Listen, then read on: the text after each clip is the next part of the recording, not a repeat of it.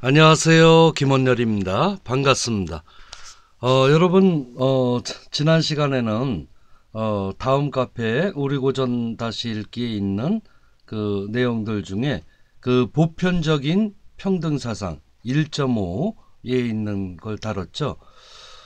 지금 이 시간에는 1.6 대외적인 자주사상. 여러분, 그 동학의 전개 과정을 보면요, 최재우 선생의 경우 상당히 그 보구간민 사상이 그 강했습니다. 보구간민이라고 하는 의미는 여러분 이 책을 이렇게 보면 그 설명이 되어 있거든요. 그 보구간민은 바로 나라를 그 당시에 이제 그 매우 어려운 상황이죠. 그래서 그 나라의 자주 독립을 돕고 안민 어려운 백성을 편안하게 잘 살게 만드는 것. 그리고 그 구체적인 수양 방법이 이제 수심정기로 제시가 되어 있는데요. 사람 마음이라는 건 뭐 변덕이 죽을 듯해 가지고 굉장히 자기 마음을 안정시키는 거는 매우 어려운 일이죠.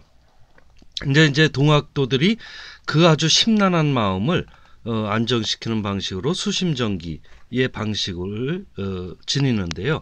나중에 1894년에 갑오 농민전쟁 또는 동학혁명이 일어났을 때 바로 이 보구간민 사상이 척양척외, 그러니까 서구 서양 세력들을 물리치고 그 다음에 일본 제국주의를 물리치는 이러한 사상으로 발전을 하게 되죠. 그래서 이제 수양을 굉장히 강조를 합니다. 그래서 수양은요, 사실 우리 민족에 있어서 굉장히 중요한 그 말하자면 정신 세계에 있어서 뿐만 아니라 이 몸과 마음을 다 갈고 닦는, 이게 단순히 뭐 유교만의 영향이 아니고요. 훨씬 전부터 우리는 그런 사상, 그런 문화를 지니고 있었습니다. 여러분 그 마음이 심란할 때가 많죠. 예. 그거는 뭐냐면 자기 자신이 확고한 생각이 없고 자주적이고 독립적인 그런 문화를 형성하지 못했을 때는 남에게 의존한다거나 그러면 생각 자체도 그 의존할 수밖에 없죠. 그래서 그 자주적인 사상, 자주사상이라고 하는 거는 국가적 차원에서 보면 자주 독립이고요. 그다음에 개인적인 삶에 있어서는 바로 다른 사람에게 의존하지 않고 스스로 삶의 문제를 해결하는 이제 그런 것입니다. 자, 여러분 보면은 지금 여기에 그 대외적인 자주 사상에 있어서 그 핵심은요, 이런 거예요. 용담 유사에 보면요, 검결이라는 것이 실려 있는 판본이 있는데요. 그게 바로 이제 칼로레라는 뜻입니다. 실제 최재우 선생 같은 경우는 묵과 시험 준비를 했었다고 보입니다. 그러나 뭐 시험을 봤는지 또 합격했는지 기록은 없지만 무예를 수련했고요. 그래서 동학도들이 평소에 수심정기의 그 수양 방법 중에 하나로 또 그런 그 체력을 단련하고 하는. 그런데 여러분 중요한 게 검결이라는 칼로레인데요. 이것과 동학의 변혁 사상이 밀접한 연관이 있습니다. 제가 한번 읽어보겠습니다. 자, 보세요. 초점을 맞춰야죠. 예, 이 검결 노래는 이렇습니다. 좋은 때다, 좋은 때다, 좋은 때로다. 다시 못 올 좋은 때다. 오랜 세월 뜻하나 대장 불었어. 5만 년 만에 오는 좋은 때로다. 용천검 드는 칼을 아니 쓰고 무엇하리. 소매 짧은 옷 떨쳐 입고 이 칼 저 칼 넌지 들고 크고 아득하게 넓은 천지에 이 몸을 의지하여 칼노래 한 곡조를 좋은 때다 좋은 때다 부르는구나. 용천검 날랜 칼은 해와 달을 희롱하고 만물을 생성하는 기운에 소매 짧은 옷들이 우주를 덮는구나. 예로부터 이름 있는 장수는 어디 있나. 대장부 앞에선 당해낼 장사 없구나. 좋을시고 좋을시고 이내 몸과 운명 좋을시고. 이게 사실 전통적인 검결을 좀 풀이를 한 겁니다. 예를 들면 뭐 시호 시호 하는 거를 좋은 때다 좋은 때다 이렇게 이제 해석을 한 거죠. 이것이 최재우 선생의 호탕한 기질과 변혁적 기운이 담겨 있는 그런 거고요.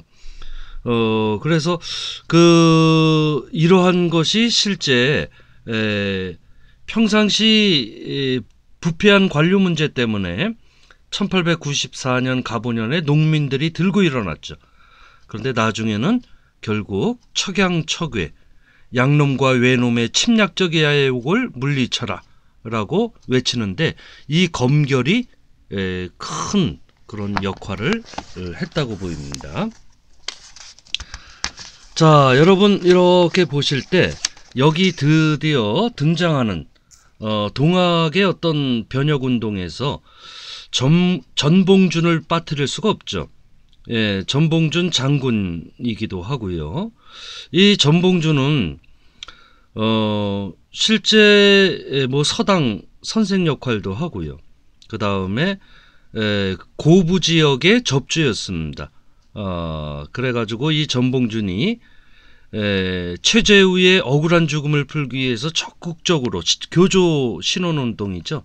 나섰는데 여러분들 잘 아시는 고부군수 조병갑의 학정에 맞서서 결국은 농민들의 당시의 그 처참한 상황 그리고 그 변혁 의지를 하나로 모아서 앞장을 섰죠. 개인적인 삶에 있어서는 아까 점주라 그랬는데 좀 전에 이제 포라는 작은 단위의 조직과 동학의 그 다음에 이제 접이 기본인데요. 이 접이 매우 체계적인 조직으로 이루어져서 접주는 그 접의 대표고요. 이것이 전봉준 시대에 있었던 게 아니라 이미 최재우 선생이 있을 때 이제 기본 틀을 만든 겁니다. 해서 여러분들 이제 1894년에 농민들이 대거 일어났을 때 보구간민을 외치고 척양척외를 외치고 뭐 했을 때 갑오농민 전쟁을 어떻게 바라볼 것이냐 이 문제에 있어서 그 동학난이라고 바라본 거는 이제 그 시대의 지배자들 위정자들의 관점에서 보면 난이죠. 오늘날에도 사람들이 이건 안 되겠다 싶어서 집회를 하고 그러면은 무슨 사회를 어지럽히고 뭐 소유를 일으키고 뭐 그런다는 건데 옛날에도 똑같았어요. 그런데 농민의 관점에서 보면 의로운 정의로운 군사들이 일어난 거고요. 그래서 과연 이 역사적 진실에 접하는 것이 무엇이냐? 당신은 난이 아니라 어지럽히는 게 아니라 도저히 살 수 없어서 나라를 바로잡겠다고 일어난 이 의병의 관점이 더 진실에 가깝다고 할 수 있죠. 여러분 오늘날 천도교나 이런 데선 동학을 빠뜨릴 수가 없죠. 그래서 동학운동, 동학혁명이라고 1894년 그 대봉기를 그렇게 표현하는데요. 또 어떤 데서는 이제 농민봉기, 농민전쟁, 농민혁명, 갑오농민전쟁. 그건 뭐냐면은 농민들이 이제 중심이었다는 관점에서 그렇고 또 절충형으로 뭐 동학농민전쟁이나 동학농민혁명이라고도 합니다. 동학이 사상적 기초가 됐던 거는 사실이지만 당시의 사회에서 농민들이 겪었던 거는 단순히 동학도들뿐만 아니라요. 몰락한 양반이나 수많은 농민들, 그러니까 동학도가 아닌 그 다음에 뭐 장사하는 사람들이나 또는 천민 이렇게 광범위하게 이루어졌다는 점에서 민중들의 그 혁명이었다. 그것이 비록 실패로 끝났지만 그것이 미친 영향이 매우 크다라고 이제 보는 관점이 그 민중 혁명 전쟁 운동이라고 하는 관점이고요. 예, 이제 그런 맥락에서 동학이 미친 영향은 그 사상적 기초로서 의미는 있는데, 당시에 1894년에 그 수많은 사람들이 그 일으킨 봉기, 뭐 이런 거는 동학을 넘어서는 그러한 운동이었다라고 볼 수 있습니다. 여러분 이렇게 다양하게 이렇게 살펴보는 건데요. 이 자주사상의 의미는 오늘날에 있어서는 어떤가요? 우리에게도 매우 사실 중요한 문제죠. 왜냐하면 일제강점기 때 올바른 길, 바로 자주 독립의 길을 나선 사람들, 독립운동한 사람들, 이런 건데요. 여러분 1894년에 그 가보농민전쟁 또는 가보는 이제 가보년이기 때문에 그런데 민중혁명전쟁 또는 가보 동학혁명이든 이 실패가 몰고 온 것, 그래가지고 수많은 사람들이 일본 제국주의에 의해서 학살을 당합니다. 이후에 수많은 의병의 원동력이 됐는데요. 그리고 더 이후에는 이제 무장 독립 운동에 무장 독립 투쟁에 아주 그 근원이 되는 것이 바로 1894년 그 농민봉기라고 할 수 있습니다. 민중봉기이기도 하고요. 이렇게 학살을 당하면서도 끊임없이 자주 독립을 추구했다는 점에서 굉장히 의미가 있는 것이죠.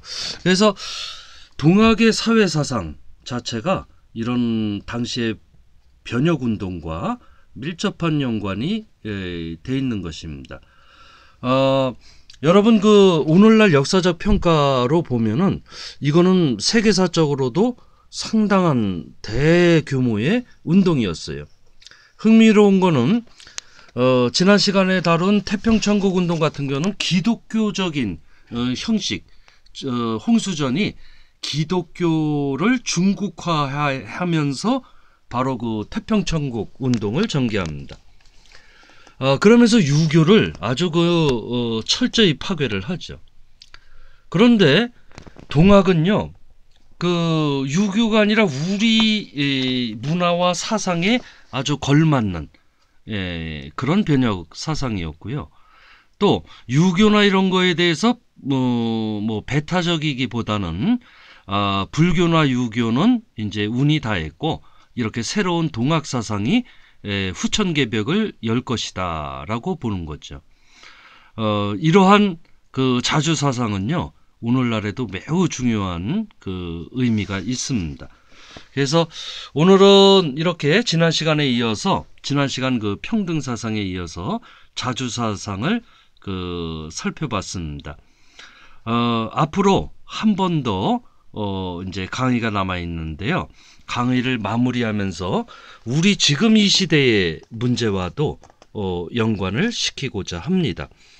그래서 여러분들이 이렇게 어떤 철학이나 사상을 또는 문화적 현상을 이해하는 데 있어서는 우물한 개구리처럼 보시면 안 되고 우물한 개구리처럼 봐가지고야 세계를 제대로 이해할 수가 없겠죠. 어떤 철학이나 사상도. 그래서 다른 철학 사상과 비교, 그리고 또 그것이 지니고 있는 보편적 의미나 오늘날에도 계승할 부분은 어떤 것인지 이런 걸 살피는 것이 필요합니다. 자, 여러분들 아까 제가 검결이라는 것을 이렇게 읽어드렸죠. 상당히 이 변혁 기운이 충만하고 하는 거는 오늘날에 있어서도 뭐 예컨대 민중 총궐기라든가 이런 거는 아주 깨어있는 사람들이 모여서 힘차게 세상을 더불어 잘 사는 세상으로 만들기 위해서 헌신적으로 투쟁하는 이제 그런 모습들이죠. 자, 여러분 이렇게 하다 보니까 참 시간이 금방금방 지나가요. 예, 여러분들 이 동학의 그 변혁 사상 여러분들 오늘날 잘 계승할 수 있기를 바라고 다음 시간에 강의를 마무리하는 시간을 갖도록 하겠습니다. 자, 모두 건강하세요.